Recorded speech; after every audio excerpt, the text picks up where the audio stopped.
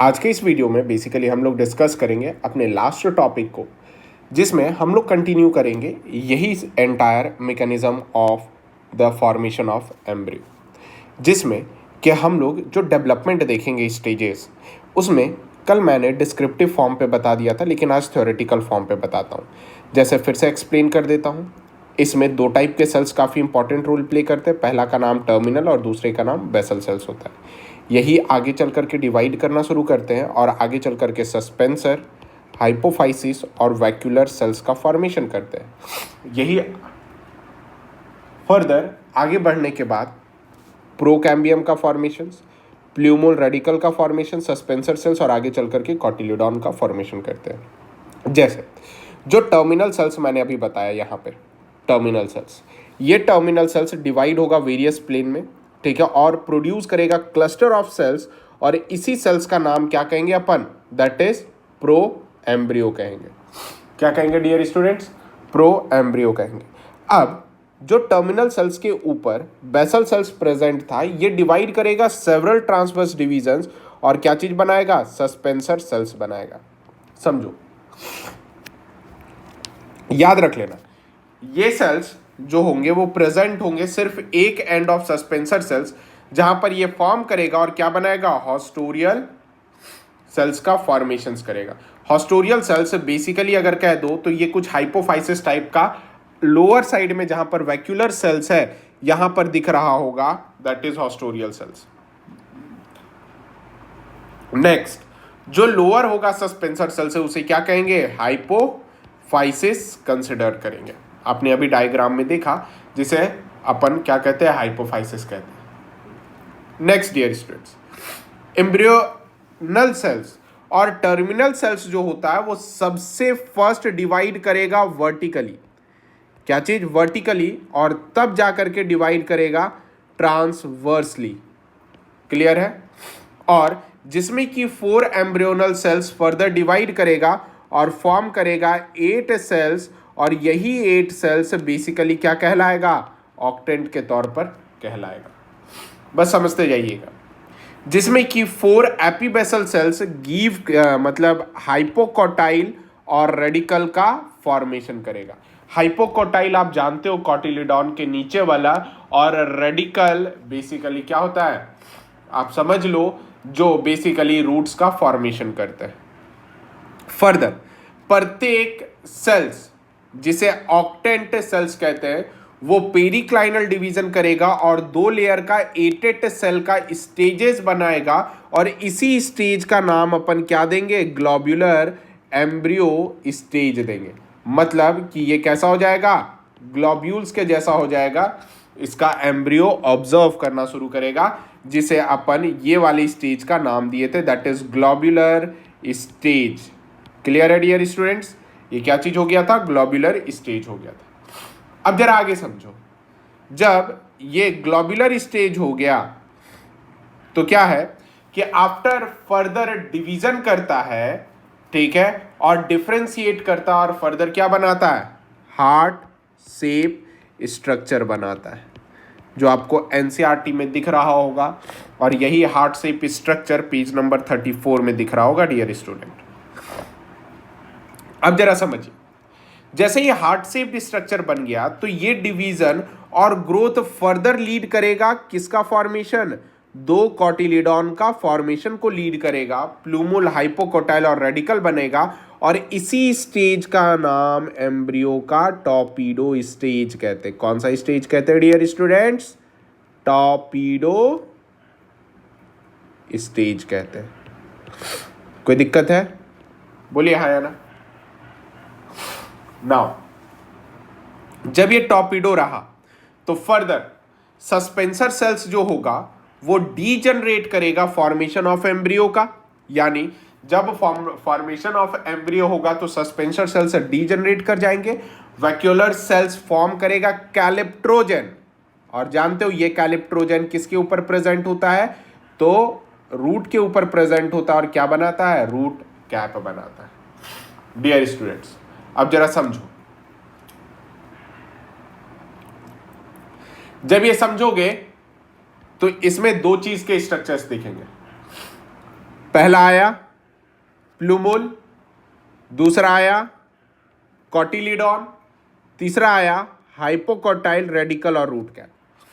बेटा ये जो डायग्राम है ये डायग्राम डाइकॉट का है। किसका है? डाइकॉट का है। फर्दर ये जो डायग्राम है ये मोनोकॉट का है। अब मोनोकॉट में जरा देखो, कॉलप्टाइल है जो कवर करता है सूट एपेक्स, ये साइड वाला लेयर दैट इज एपीब्लास्ट है। उसके बाद फर्दर रूट कैप, कॉलरिजा और रेडिकल है। आ रही बात समझ में? जबकि ये स्क्यूटेलम मोनोकॉट का कॉटिलेडॉन के तौर पर क्या करता है? एक्ट करता है डियर स्टूडेंट्स। नाउ अब हम लोग बात करते हैं किसके बारे में? सीड के बारे में। हालांकि हम लोग सीड अच्छे तरीके से पढ़ चुके हैं, मैंने कवरिंग वगैरह सीड का किससे फॉर्म करता है मैं ये बता चुका हूं। सो सीड के बारे में देखा जाए, सीड है क्या? सीड को अगर कहा जाए तो कह सकते हो सिंपल और शॉर्ट भाषा में दैट इज रिपेंट ओवेरी, ठीक है, या फिर रिपेंट ओव्यूल कह लो, ripened ovule of angiosperms is known as what? Seed, ठीक है। और study of seed is known as what? Spermatology. क्या कह सकते हैं उसे? स्पर्मेटो नहीं, स्पर्मोलॉजी कहते हैं स्टडी ऑफ सीड को। क्लियर? अब जरा देखा जाए, सीड बेसिकली टू टाइप्स के होते हैं। कितने टाइप्स के होते हैं? टू टाइप्स के होते हैं। सबसे पहला नॉन एंडोस्पर्मिक सीड जिसे कहते हैं, और दूसरा एंडोस्पर्मिक सीड कहते हैं। नॉन एंडोस्पर्मिक को एक्स एल्ब्यूमिनस सीड कहते हैं, जबकि एंडोस्पर्मिक का एल्ब्यूमिनस सीड कहलाता है। हमें यही डिस्कस करना है, ठीक है। और मैंने ये भी बता दिया था कि जिसमें न्यूक्लियर या न्यूसेलस रिटेन करता है उस चीज को अपन क्या कह सकते हैं? उस चीज को अपन पेरिस्पर्मिक सीड भी कहते हैं। अब पहला अपन एंडोस्पर्मिक सीड से स्टार्ट करेंगे, यानी बी से स्टार्ट करेंगे। चलो इस जगह पे मैंने पॉइंट चेंज कर दिया है, ध्यान रखिएगा, आप लोग भी चेंज कर लेना। एंडोस्पर्मिक सीड, समझो बेटा एंडोस्पर्मिक सीड्स किसे कहते हैं। देखो एंडोस्पर्मिक सीड्स अगर देखा जाए तो ये सीड मोस्टली मोनोकॉट में होते हैं। किस में होते हैं? मोस्टली मोनोकॉट में होते हैं, ठीक है। मोनोकॉट में जैसे राइस हो गया, मेज हो गया, वीट हो गया, कोकोनट हो गया, ईटीसीज, और सम डाइकॉट्स में भी होते हैं। डाइकॉट का एग्जांपल मैं लिख दे रहा हूं, जैसे कि कैस्टर हो गया जिसे दिवेल कहते हैं, सनफ्लावर हो गया, सनफ्लावर के बारे में आप लोगों को अच्छे तरीके से पता होगा, जिसमें एंडोस्पर्म स्टोर करता है न्यूट्रिएंट्स और वो यूज्ड हो जाता है सीडलिंग आफ्टर जर्मिनेशन। यानी एंडोस्पर्म के अंदर न्यूट्रिएंट्स होता है जो कि यूज होता है बाय किसे? सीडलिंग आफ्टर जर्मिनेशन, ठीक है। और इस टाइप के सीड को एंडोस्पर्मिक सीड्स और कौन सा सीड कहते हैं? एल्ब्यूमिनस सीड कहते हैं बच्चे। क्या कहते हैं? एल्ब्यूमिनस सीड कहते हैं। अब जरा दूसरा देखो जिसे अपन क्या कह सकते हैं? नॉन एंडोस्पर्मिक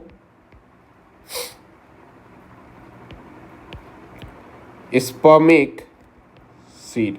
स्पेलिंग अगर थोड़ा इधर उधर मिस्टेक लगे तो ये मत सोचना कि सर का स्पेलिंग बहुत ख़राब है, बल्कि ये सोचना कि सर बाय मिस्टेक लिख दिए हैं, परेशान नहीं होने के लिए, है ना।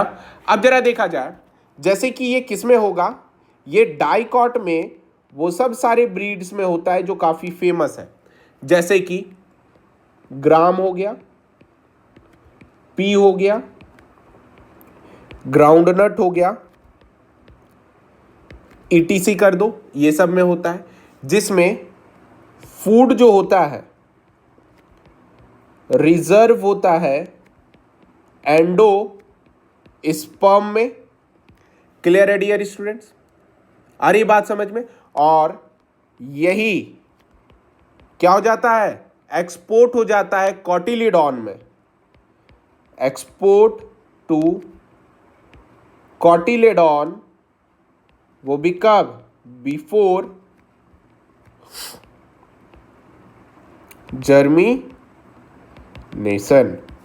जर्मिनेशन से बाद। क्लियर है डियर स्टूडेंट्स, जो कि कंप्लीट करता अपना डेवलपमेंट वगैरह। और देखा जाए तो मैच्योर सीड में लैक ऑफ एंडो स्पर्म होता है, यही कारण से इसे नन एंडोस्पर्मिक सीड कहते हैं और एक्स एल्ब्यूमिनस सीड कहते हैं डियर स्टूडेंट्स। कोई दिक्कत? हालांकि मैंने आपको सारे टर्म्स बता दिए, जैसे पेरिस्पर्म, टेस्टा, टेगमेंट, सीड किस चीज में फॉर्म करते हैं, कैसे फॉर्म करते हैं, ये सब। डियर स्टूडेंट्स, आप लोगों को फ्रूट्स के बारे में भी बताया गया है कि किसे ट्रू फ्रूट्स कहते हैं और किसे फॉल्स फ्रूट कहते हैं। ट्रू फ्रूट्स के बारे में आप जानते हो, जिसका एग्जाम्पल हम लोग किसके बारे में कह सकते हैं, बताओ भाई। ट्रू फ्रूट्स अगर देखा जाए जो कि डेवलप करता है ओवेरी से, उसे ट्रू फ्रूट्स कहते हैं, जबकि फॉल्स फ्रूट वो है जो बेसिकली थैलेमस से होता है, जैसे कि एप्पल, स्ट्रॉबेरी, कैश्यू, ईटीसी, वो फॉल्स फ्रूट कहलाते हैं, जबकि ट्रू फ्रूट्स वगैरह मैंगो ये सब कहलाता है। डियर स्टूडेंट्स, उसमें एक और टर्म आता है जिसे अपन कहते हैं पार्थेनोकार्पिक फ्रूट्स। ऐसे फ्रूट्स जो विदाउट फर्टिलाइजेशन से डेवलप करते हैं उसे पार्थेनोकार्पिक फ्रूट कहते हैं, जिसका एग्जाम्पल है बनाना, ठीक है। और एक टर्म आता है पार्थेनोकार्पी, जो कि इंड्यूस्ड होता है through the applications of growth hormone, जो already plant growth and hormone में समझा दिया गया था, ठीक है dear students. Now growth hormones है, और इस टाइप के फ्रूट्स को अपन क्या कह सकते हैं, सीडलेस फ्रूट्स कहते हैं डियर स्टूडेंट्स। सीडलेस फ्रूट्स में कौन कौन से हार्मोन रेस्पॉन्सिबल होंगे, ये सारे सीड्स के बारे में आपको अच्छे तरीके से क्या करना है, डिस्कस करना है डियर स्टूडेंट्स। क्लियर है? अब जरा आगे देखें सीड्स के बारे में। बेसिकली फिलहाल मैं यहीं तक, कुछ प्रॉब्लम आने की वजह से स्टॉप कर रहा हूं, मैं दूसरे वीडियो में तुरंत कंटिन्यू करता हूं। और आज ही यानी 1 सितंबर के दिन ही आपका ये चैप्टर कंप्लीट होगा। इस वीडियो के बाद सेकेंडली आपका एक और वीडियो आएगा